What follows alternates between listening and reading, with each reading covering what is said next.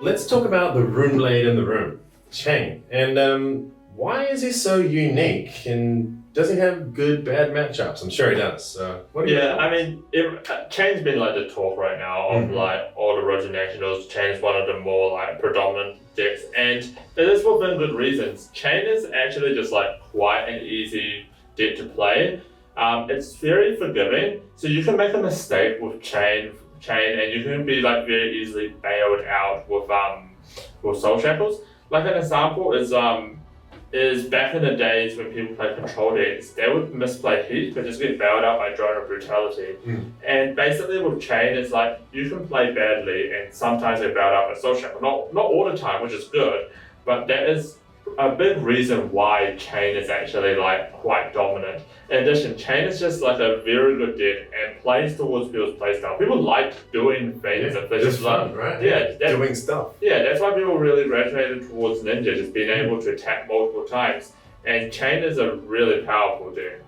So, like any deck, there'll be good and bad matchups for Chane. Can you give us a bit of insight on that?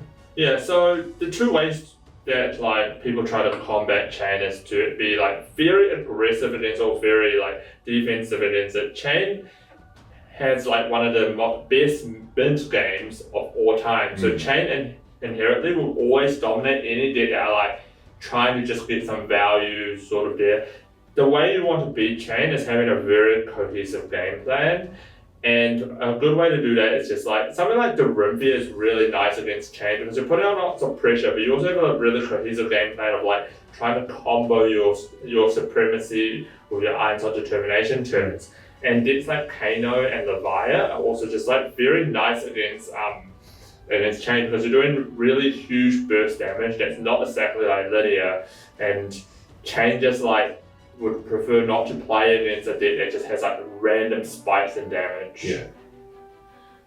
So if I were to take a Katsu deck against Chane, would you say control style or a bit more of an aggressive approach to try and get a W against Chane? To be honest, like both has its merits. You just have to make sure you really go for it. So if you are going for the aggro plan in Katsu, you need to be really aggressive with the Surgeon, Strike, Chain, Whelming, Gust, Wave, Snatch.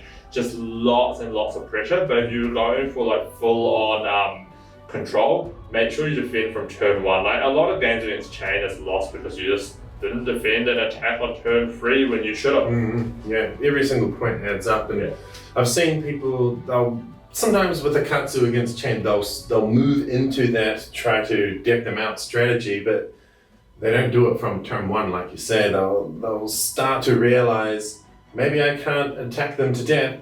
It's time to switch into defense mode, but it could be a bit late for it. It also just depends on which version of Chane. The Chane that we see with like Razor Reese, Let's Consuming Collision, they play a lot less blood decks than usual decks.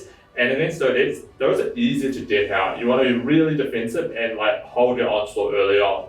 But the decks like my one where you actually have like the tome and just a lot of utility, it's actually very hard to deck out those decks because you can set up very heavily with multiple 12 of Torments, Art of Wars, just making sure you pitch sequence and draw your Art of Wars in the correct time and split them off in your blood deck. And this is getting into like Kano territory, but like it's really hard to fatigue out those decks. You just want to out aggro those. Like when I play my Chane deck, I'm actually way more scared of the Surge and Strike Chane of Katsu than just like the control flip back version. Yeah, all those blood deck cards, like you say, at the end of the game, they still matter. Whereas if there are a build with less blood debts, more inclined to deck them out without them coming back at you. Yeah, definitely. You've seen so many different builds of Chane out there in the wild, and of course, your very heavy blood deck approach to the deck.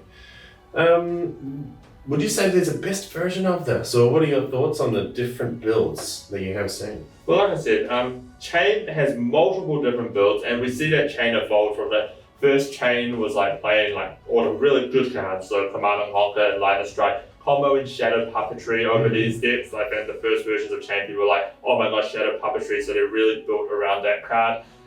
We've seen Chane also evolve into the Flock of Feather Walkers, being like, people even say, oh, times that potion you just can't lose, which is not true. But the emphasis in those versions is they really want action points. They're playing even like Flock of the Feather Walkers sort of thing. And then there is also like my version that's that's more oriented towards card manipulation, opt-in, and tome. And there's been a lot that's been playing around that. We've seen people even playing Video. It really comes down to like play style, how you want to be doing it. So I would always recommend people to raise a reflex, the really good stuff, Command and Conquer version, because it's just very easy to play, very forgiving. You don't have to remember your pitch order. Don't worry about what happens in the future. You probably should at some point, but you don't actually have to like think too hard. And the deck just gets so much advantage and makes like Snatch, Razor Reflex, Command and Conquer with Shadow Puppetry, Art of Wars just very, very powerful.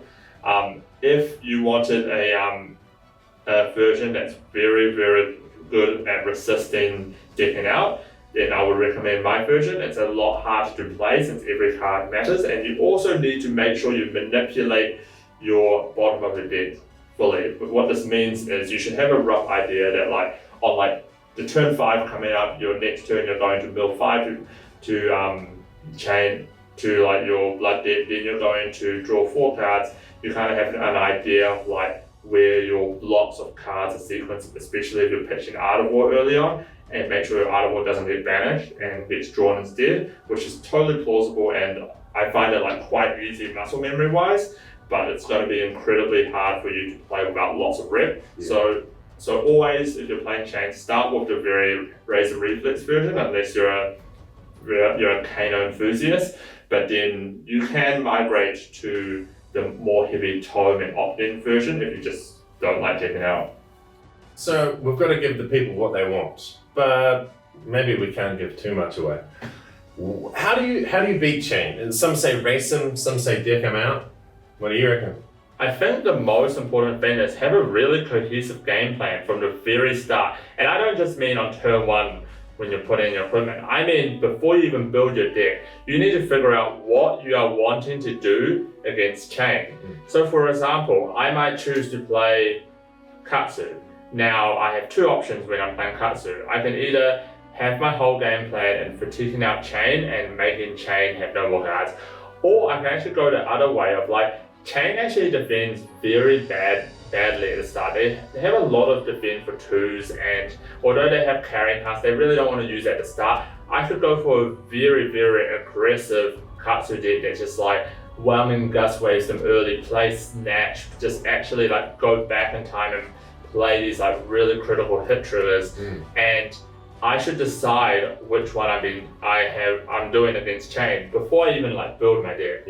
And pretty much there's a lot of decks that can combat Chane, and funnily enough, my 2 other decks, Leviathan and Viserai, both have been built with very good Chane game plans, but it does need to be executed properly. Yeah, so that's a really interesting point that you make. Devastation is such a unique format, and you drafted Leviathan, Chane, and Viserai, so of course you're not going to run Chane into those other 2 heroes. So it's interesting how we see Chane quite dominant in the Devastation tournament, whereas he does have some trouble with those 2 heroes. Yeah, I think in general, the heroes that I would prefer to play if I wanted to beat Chane, and that was my sole purpose, was Leviathan has quite a good matchup against Chane.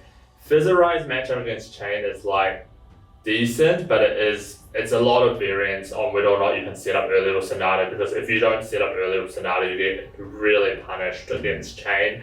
Kano is very amazing against Chane, especially the ones like right now when people are not playing Arcane Barrier. That Kano matchup with Chane against Kano was by far like the most likely game of Chane that I was gonna lose. So Kano is like a really good choice against Chane.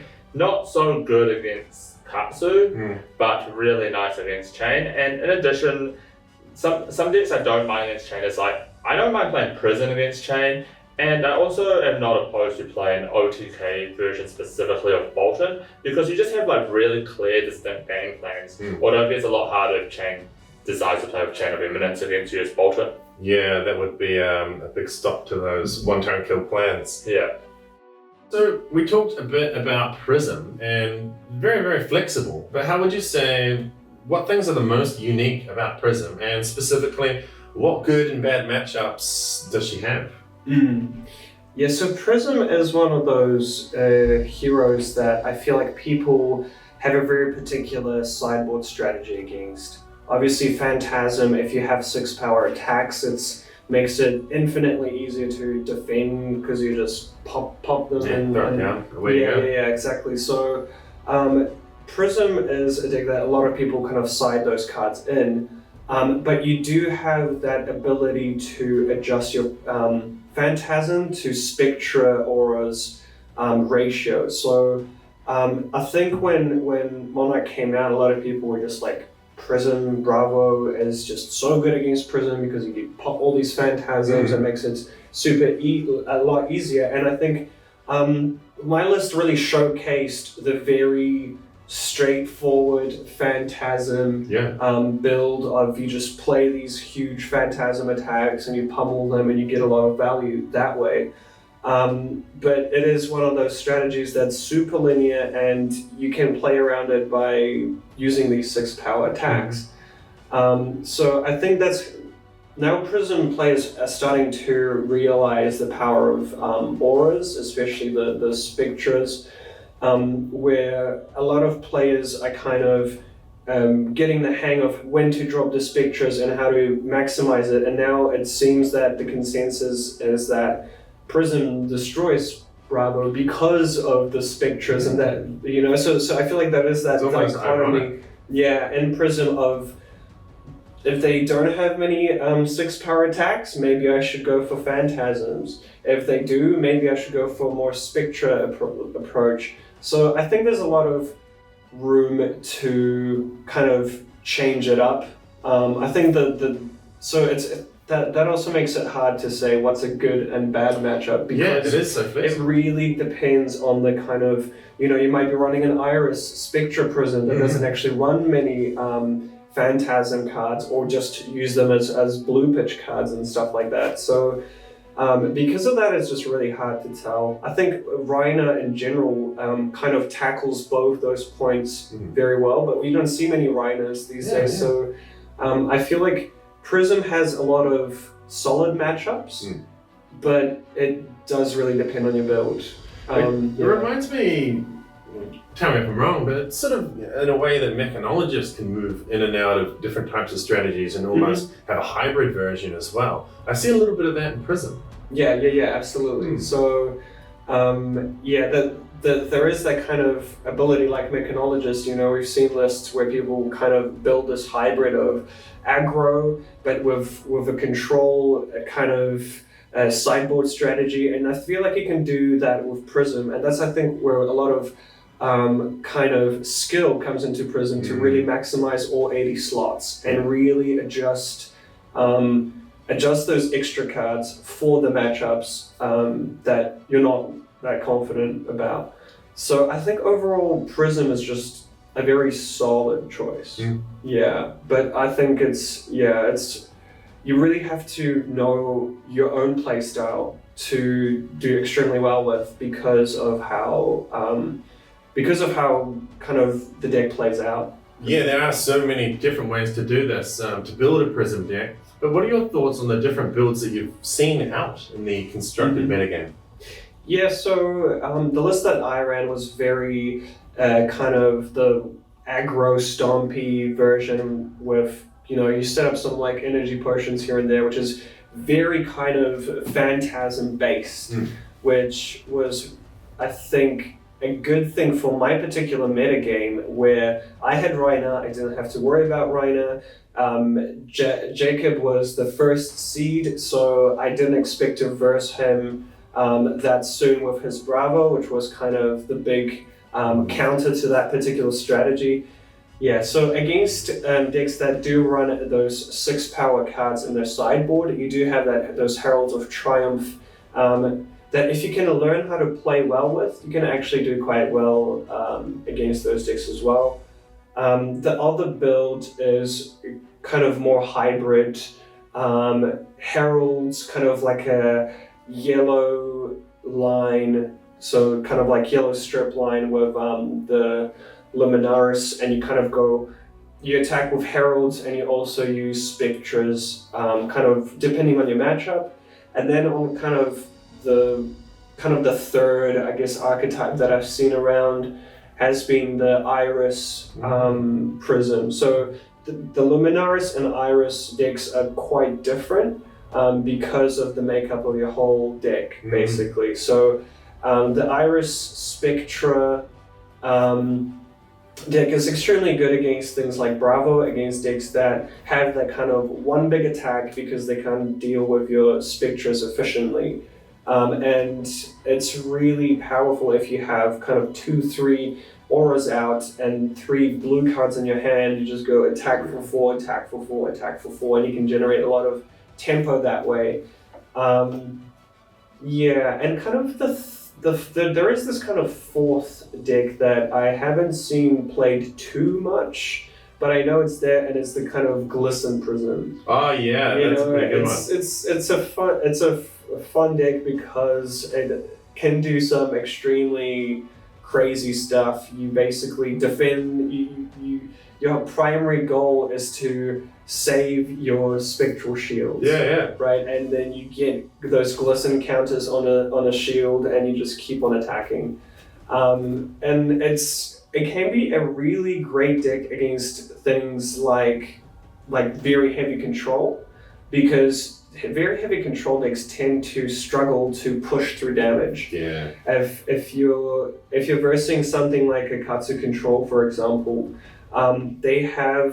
usually they go for a Kodachi for 1, you can defend it with your Phantasmal Footsteps, another Kodachi for 1, okay, pop a different shield, and then defend their attack, and then you're constantly swinging this huge shield for large amounts of damage. So, just with the cards that are out now, you can build a lot of different kind of archetypes of Prism, and each one has its own advantages and disadvantages. Not a bad debut from the Illusionist. Yeah, absolutely.